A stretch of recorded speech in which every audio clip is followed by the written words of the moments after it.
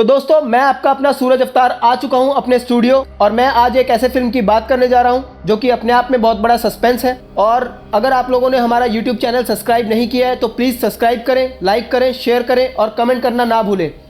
और अगर आप लोग हमारे यूट्यूब चैनल पर नए हैं तो प्लीज़ बेल आइकन को क्लिक करें। तो शुरू करते हैं। डंके की चोट पे, पब्लिक के वोट पे, कश्मीर के अखरोट पे और 500 के नोट पे मैं हाथ रख के कसम खाता हूँ कि जो कहूँगा, सच के सिवा और कुछ नहीं कहूँगा। और फिल्म का नाम है सिकंदर का मुकद्दर, जो कि अपने आप में एक बहुत बड़ा सस्पेंस बना हुआ है, जो कि पब्लिक के लिए भी बहुत एक अलग ही तरीके से प्रेजेंट होने वाली है। और इसमें सस्पेंस जो होता है वो बिल्कुल लास्ट में खुलता है। तो मैं आपको बिल्कुल फिल्म की कहानी की तरह ही ये स्टोरी बताने जा रहा हूँ और मैं आपको ये थोड़ा शॉर्टकट में बताऊँगा कि आप जल्दी आपको समझ में आ जाएगी। लेकिन मैं आपको जो बताने जा रहा हूँ वो एक बहुत बड़ा ही, इसके अंदर एक कंट्रोवर्शियल मुद्दा भी रहता है कि हम किसी पे ऐसे ही इतना भरोसा कर लेते हैं, ऐसे ही उसकी इमोशंस पे हम अपनी जजमेंट बना लेते हैं या हम भरोसा कर लेते हैं। बहुत सारी चीज़ें होती है। तो बात करते हैं फिल्म की कहानी की, जो कि शुरू होती है एक बहुत बड़े एग्जीबिशन से, जहाँ पे कि ज्वेलरी का एग्जीबिशन लगा होता है और बहुत सारे बड़े बड़े लोग, बहुत दूर दूर से लोग वहाँ पे आते हैं, जो कि ज्वेलरियाँ ख़रीदने के लिए आते हैं। जो कि वहाँ पे ऐसा होता है कि वहाँ पे बहुत डिस्काउंट में ज्वेलरियाँ मिल रही होती है और वो बहुत बड़े किसी पॉलिटिशियन के दोस्त का होता है। तो वहाँ बहुत सारी पुलिस होती है जो कि उस एग्जीबिशन को कवर कर रही होती है, वहाँ की सिक्योरिटी कवर कर रही होती है। लेकिन वहाँ पे एक प्लानिंग भी चल रही होती है, जो उस ज्वेलरी एग्जीबिशन को लूटने की प्लानिंग होती है। जो 4 लोग होते हैं वो उसे लूटने का प्लान करते हैं। हालांकि इस प्लान के बारे में अभी तक किसी को कुछ पता नहीं होता, लेकिन इसकी खबर एकदम एक कट टू सीन आता है कि एक बंदा अपनी बच्ची को स्कूल छोड़ने के लिए वो ऑटो में बच्ची को छोड़ता है। तभी उसको एक कॉल आता है जिसमें कि वो आदमी उसे बोलता है कि क्या तुम ऑटो वाले का चेहरा देखते भी हो कि तुम किस ऑटो में अपनी बेटी को भेज रहे हो। तो वो डर जाता है 1 मिनट के लिए और ऑटो के पीछे भागने लगता है। तभी उसको दोबारा कॉल आती है और वो देखता है, कहता है कोई बात नहीं, टेंशन मत लो, तुम्हारी बच्ची सही सलामत है, बस तुम्हें एक छोटा सा काम करना है, तुम्हारी बच्ची टाइम से तुम्हारे घर पे आ जाएगी। तो उसे इस तरीके से एक ऑपरेट किया जा रहा होता है उस बंदे को। उसके जेब में एक लेटर होता है जो कि उसने धोखे से उसकी जेब में डाल दिया होता है और वो उसे कहता है कि तुम्हें एक फ़ोन कॉल करनी है और उस एग्जीबिशन में जो पुलिस वाले हैं वहाँ पे वो कॉल जाएगी और तुम उसे कहोगे कि वहाँ पे रॉबरी होने वाली है और तुम उस रॉबरी की पूरी जानकारी दोगे। तो वो भागता हुआ जाता है और एक मंदिर के टेलीफोन से एसटीडी से कॉल करता है और पुलिस वालों को बताता है कि आज वहाँ पे एक बहुत बड़ी रॉबरी होने वाली है। तभी सारे पुलिस वाले अलर्ट हो जाते हैं और सारे पुलिस वाले हाई अलर्ट का एक बटन क्लिक करके वहाँ से जितने भी लोग होते हैं उन सबको एक एरिया में भेज देते हैं, सेपरेट एरिया में, कि अगर कोई भी वारदात होती है, कुछ भी होता है तो तुम वहाँ पे सिक्योर रहो, तुम्हें कुछ ना हो। तो वहाँ से आगे कहानी बढ़ती है और पुलिस वाले वहाँ पे आ जाते हैं और कहते हैं कि जो भी है उन्हें पकड़ना है, सही सलामत, या फिर कहते हैं जिंदा या मुर्दा कोई प्रॉब्लम नहीं है, बस उसे वहाँ से हमें रेस्क्यू करना है उन लोगों को।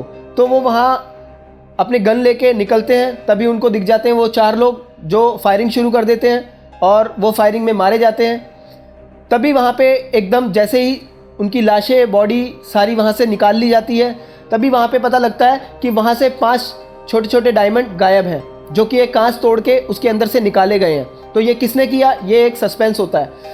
हालांकि वहाँ पे एक पुलिस को बुलाया जाता है जो कि स्पेशल फोर्स होती है, जो हमेशा एक ऐसे क्राइम पे पहुँचती है जहाँ की कुछ पता नहीं लग रहा होता। क्योंकि इसमें सबसे बड़ी बात ये होती है, क्राइम से 3 मिनट पहले सीसीटीवी जो होते हैं उन्हें हैक कर दिया जाता है, उन्हें बंद कर दिया जाता है, जिसके कारण कि किसी को पता नहीं लग पाता। इसी के लिए उन्हें एक आदमी की ज़रूरत पड़ती है जो कि एक बहुत बड़ा स्पेशलिस्ट होता है इस क्राइम का। तो वो वहाँ से उसे बुलाते हैं, वो एंटर करता है, जिसका नाम कि जिमी शेरगिल है। तो ये केस जिमी शेरगिल के हाथ में चला जाता है। तभी वो सारी कैमरा की फुटेज जो उससे पहले की होती है वो मंगवाता है और सारी चीज़ों को वापस वैसे ही करने के लिए कहता है जैसा कि क्राइम से पहले हुआ था। तो सब चीज़ें वैसी हो जाती है। तभी वो वहाँ पे 2-3 काउंटर के लोगों को कहता है तुम लोग यहीं खड़े रहो, बाकी सबके फ़ोन नंबर्स नोट करो, नाम नोट करो, एड्रेस नोट करो और इन्हें जाने दो। तो बाकी सारे लोगों को भेज दिया जाता है। कुछ लोग वहाँ बचते हैं, जिसमें से कि जिमी शेरगिल को वहाँ पे 3 लोगों पे शक होता है, जो कि जिसमें से 2 लोग होते हैं। एक बूढ़ा सा आदमी होता है जो कि वहाँ 40 साल से काम कर रहा होता है, बहुत पुराना आदमी होता है। एक होती है लड़की जो कि तमन्ना भाटिया है, और एक और लड़का होता है जो कि नया एक्टर है। तो इन 3 के बीच में बात आ जाती है।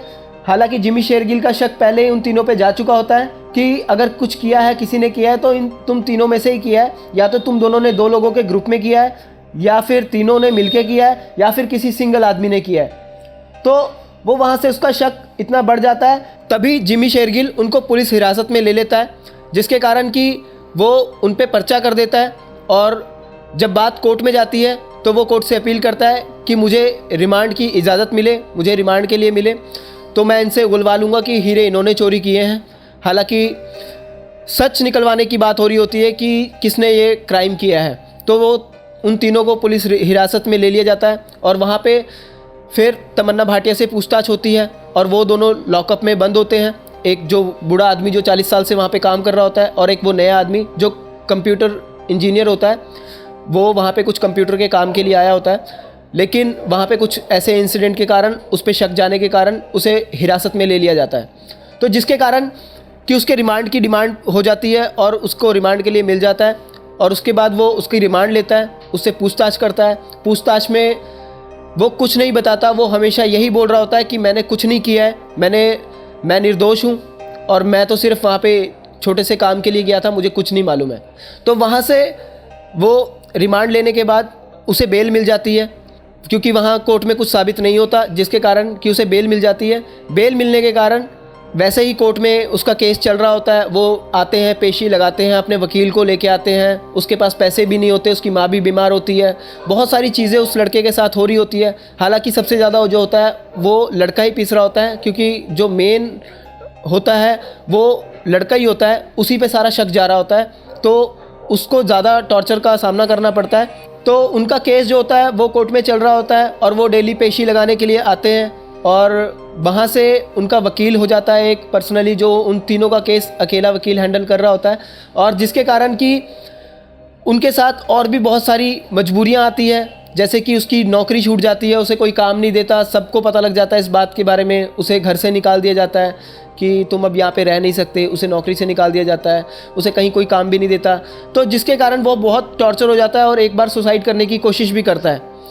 तो जिसके कारण बहुत सारी चीज़ें ऐसे होती रहती है कि वो कहीं ना कहीं इतना ज़्यादा टूट जाता है कि उसे लगता है कि अब मेरी ज़िंदगी का कोई मकसद नहीं रहा है।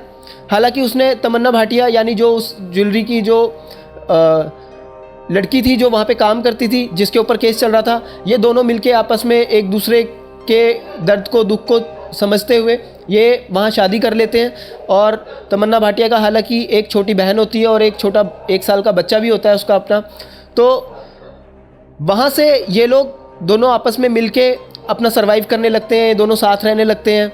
तो इसको एक जगह नौकरी मिल जाती है, अपनी फैमिली को लेके वहाँ रहने लग जाता है और उसे वहाँ से भी नौकरी से निकाल दिया जाता है, जिसके कारण कि ये धर्मशाला में रहने की कोशिश करता है, वहाँ रहता है। तमन्ना भाटिया की हालत भी ख़राब हो जाती है, उसकी तबीयत ख़राब हो जाती है और वो जब हॉस्पिटल में एडमिट होती है तभी ये सुसाइड करने की कोशिश करता है, जहाँ की ये गिरते गिरते बस एकदम स्टक हो जाता है और फिर सोचने लगता है और फिर उतरता है वहाँ से और कहता है कि अब मैं लड़ूंगा अपने लिए, अपनी बीवी के लिए, अपने परिवार के लिए।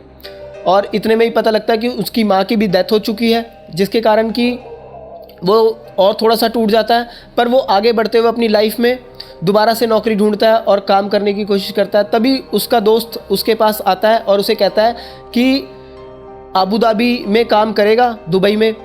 तो वो बोलता है कि अगर मिल जाए, कुछ अच्छे पैसे मिल जाए तो मैं ज़रूर करूँगा। अपनी बीवी को और उसके बच्चे को वहीं पे छोड़ के, उसकी बहन को वहीं छोड़ के वो अबू धाबी चला जाता है और वहाँ दुबई में नौकरी करने लगता है। तो नौकरी करते करते उसे एक लड़की वहाँ उसके साथ अटैचमेंट बन जाती है, जिससे कि लड़की को उससे प्यार हो जाता है। पर वो उसे कहीं ना कहीं कहता है मैं शादीशुदा हूँ, मैं तुम्हारे साथ नहीं रह सकता। ये वो बहुत सारी बातें होती है, जिसके कारण कि उसका वीज़ा भी वहाँ से ख़त्म हो चुका होता है जो वो वहाँ काम कर रहा होता है। तभी वो वहाँ उसे गुड बाय बोल के वो वहाँ से निकल जाता है, एक लेटर उसे दे देता है और वो वहाँ से निकल जाता है। जब वो दुबई से वापस आने वाला होता है तभी जिमी शेरगिल का दुबई फ़ोन आता है उसके पास और वो उसे बोलता है कि मैं अपनी गलती का एहसास करता हूँ, मैं तुम्हें सॉरी फील करना चाहता हूँ, क्योंकि ये बात उसने जेल में बोल दी थी उस लड़के ने जिस पे कि केस चल रहा था डायमंड चोरी का। तो उसने रिमांड लेते हुए जिमी शेरगिल से एक बात बोली थी कि जिस दिन आपको आपकी गलती का एहसास होगा आप वादा करो, आप मेरी आंखों में आंखें डाल के मुझसे नज़रें मिला के मुझे सॉरी बोलोगे और अपनी गलती की माफ़ी मांगोगे।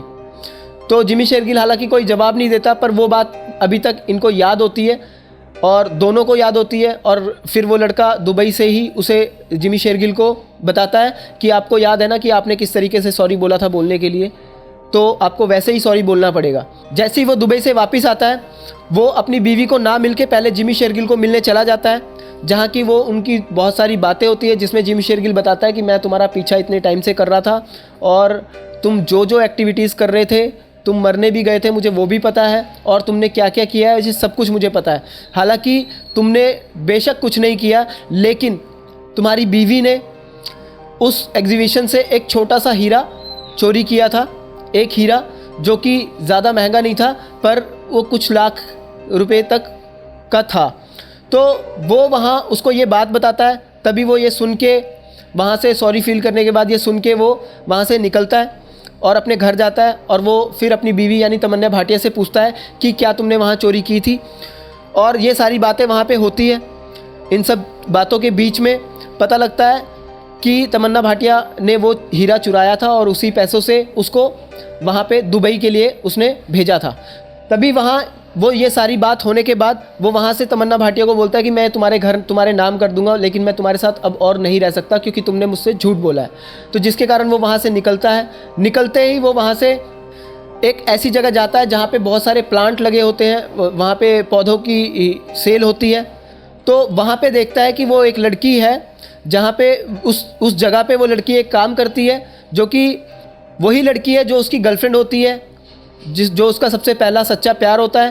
पर उसके साथ शादी ना होने के कारण वो अपनी उस प्लांट में काम कर रही होती है और उसने शादी कर ली होती है। हालांकि ये भी अपनी लाइफ में सब कुछ करके आ चुका होता है। तभी पता लगता है कि वो हीरे उसने चुराए थे। यहाँ पे सस्पेंस खुलता है कि वो हीरे इसने चुराए थे, और वो लड़की जो उसकी गर्लफ्रेंड होती है, एक्स गर्लफ्रेंड होती है, वो उसे बताती है कि उसने उसकी उस काम में कैसे कैसे हेल्प की है।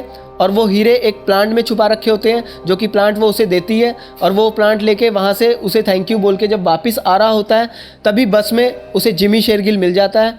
और जिमी शेरगिल उसे गन पॉइंट पे रख के बोलता है तुम मेरे साथ चलो, और वो उसे अपने साथ एक खाई के पास ले जाता है जहाँ की वो उससे पूछता है कि तुमने ये सब कैसे किया, तुमने इतनी सफाई से कैसे किया, पहले तो मुझे ये बताओ। तब वो उसे कहानी बताता है कि ऐसे ऐसे ऐसे ऐसे मैंने इन सारी चीज़ों को अंजाम दिया और वहाँ मैंने उन सारी चीज़ों का किस तरीके से यूज़ किया अपनी लाइफ में, और 15 सालों तक कैसे मैंने इस चीज़ को सब सारी दुनिया को एक्सप्लेन किया, कोर्ट में एक्सप्लेन किया, और मैंने कैसे इन चीज़ों को अपने आप में दबा के रखा।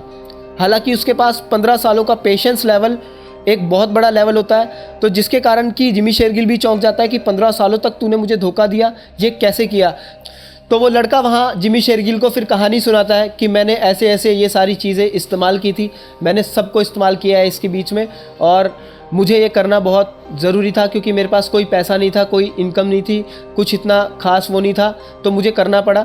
हालांकि इसकी प्लानिंग हम बहुत पहले से कर रहे थे, मगर कोई एक ऐसा मुझे मौका नहीं मिल रहा था जिसमें कि मैं ये इस वारदात को अंजाम दे सकूं। तो ये मुझे एक ऑप्शन मिला। यहीं के एक आदमी ने मुझे ऑफ़र किया कि मेरे एक फ्रेंड का कंप्यूटर ख़राब हो गया है, तुम उसे कर दो, वो तुम्हें 5000 रुपये साथ के साथ नगद देगा, तुम्हें जाके देखना है कि उसमें प्रॉब्लम क्या है। तो वो वहाँ जाता है और देखता है कि वहाँ पे बहुत सारी एक्टिविटीज़ हो रही है जो कि इलीगल एक्टिविटीज़ है। वही लोग वहाँ पे इस वारदात को अंजाम देने वाले थे जिनके पास की ग्रेनेड्स थे, बंदूकें थी, बहुत सारी राइफ़ल्स थे, AK-47 थे, और वो उनको देख के अपने प्लान को वहीं से वो स्टार्ट करता है कि ऐसे ऐसे मैं ये करूँगा। तो वही जो होता है जो उस आदमी को इन्फॉर्मेशन भी देता है कि पुलिस को देने के लिए कि वहाँ पे एक रॉबरी होने वाली है। वहीं से उनको पता लगता है कि ये सारी चीज़ें एक्टिविटीज़ होने वाली है। तो वो वहाँ से जैसे ही निकलता है वो वहाँ से अपनी प्लानिंग को स्टार्ट कर लेता है। तो ये सारी चीज़ें वो जिमी शेरगिल को बता रहा होता है। तभी जिमी शेरगिल उस प्लांट को तोड़ देता है और उसमें से हीरे निकाल लेता है और वो उससे सारी बात करते हुए ये सारी चीज़ें बताता है। और यहीं पे जैसे ही ये बात सारी ख़त्म होती है तभी वो लड़का जिमी शेरगिल को एक ऑफ़र देता है कि अगर तुम मेरे साथ मिल जाओ तुम्हें भी बहुत कुछ मिलेगा, मेरे पास और भी बहुत कुछ है। तो वो सारी बातें उसके साथ शेयर करने के बाद तो एक ऐसा सस्पेंस आता है जिसमें कि जिमी शेरगिल सोच में पड़ जाता है कि मुझे क्या करना चाहिए। तभी कट्टू पार्ट 2 की एक हमें झलक देखने को मिलती है कि मुझे ऐसा लगता है कि इसके बीच में पार्ट 2 आने वाला है, क्योंकि वो यहाँ पे ख़त्म हो चुका था और फिल्म यहाँ पे ख़त्म हो जाती है। तो दोस्तों आज के लिए इतना ही। मैं आपका अपना सूरज अवतार the real scope YouTube channel से, और अगर आप लोगों ने हमारे चैनल को सब्सक्राइब नहीं किया तो प्लीज़ सब्सक्राइब करें, लाइक करें, शेयर करें और कमेंट करना ना भूलें, क्योंकि आपके कमेंट से हम अंदाज़ा लगाएंगे कि हम क्या चीज़ें इसमें मिस कर रहे हैं। तो प्लीज़ अगर आप लोगों ने हमारे बेल आइकन को क्लिक नहीं किया तो प्लीज़ बेल आइकन को क्लिक करें, जिससे हमारी नई नोटिफिकेशन आपको शो होती रहेगी। तो दोस्तों आज के लिए इतना ही। मैं आपका दोस्त आज के लिए इजाज़त चाहता हूँ। गुड नाइट, शब्बा खैर, आदाब।